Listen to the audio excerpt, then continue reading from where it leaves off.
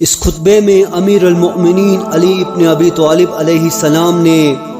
چونٹی کی خلقت اور چونٹی سے لے کر ہاتھی اور مچھلی تک کے رازق کی شان کو بیان فرمایا ہے۔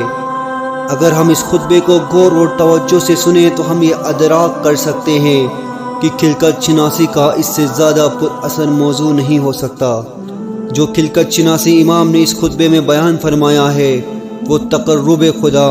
توکل خدا اور خلقت خدا کو سمجھنے کے لیے کافی ہوگا۔ بسم اللہ الرحمن الرحیم۔ ذرا اس چونٹی کی طرف اس کی جسامت کے اختصار اور شکل و صورت کی باریکی کے عالم میں نظر کرو کہ اتنی چھوٹی کی گوشے چشم سے بمشکل دیکھی جا سکے اور نہ فکروں میں سماتی ہے۔ دیکھو تو کیوں کر زمین پر رینگتی پھرتی ہے اور اپنی رزق کی طرف لپکتی ہے اور دانے کو اپنے بل کی طرف لے جاتی ہے اور اسے قیام گاہ میں مہیا رکھتی ہے، اور گرمیوں میں جاڑے کے موسم کے لیے اور قوت و توانائی کے زمانے میں عز و درمندگی کے دنوں کے لیے ذخیرہ کر لیتی ہے، اور اس کی روزی کا ذمہ لیا جا چکا ہے۔ اس کی مناسب حال رزق اسے پہنچاتا رہتا ہے۔ خدائے کریم اس سے تغافل نہیں برتتا اور صاحب عطا و جزا اسے محروم نہیں رکھتا، اگرچہ وہ خوش پتر اور جمے ہوئے سنخار کے اندر کیوں نہ ہو۔ اگر تم اس کے غذا کی نالیوں اور اس کے بلند و پست حصوں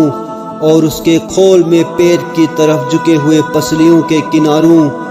اور اس کے سر میں آنکھوں اور کانوں کی ساخت میں غور و فکر کرو گے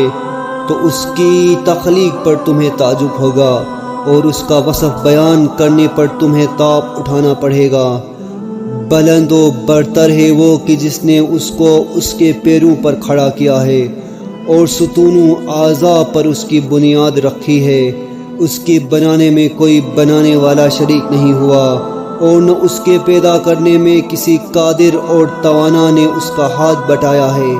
اگر تم سوچ و بچار کی راہوں کو طے کرتے ہوئے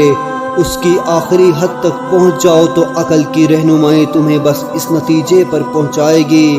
کہ جو چونٹی کا پیدا کرنے والا ہے وہی کھجور کے درخت کا پیدا کرنے والا ہے، کیونکہ ہر چیز کی تفصیل لطافت و باریکی لیے ہوئے ہے اور ہر ذی حیات کے مختلف اعضاء میں باریکی ہی سا فرق ہے۔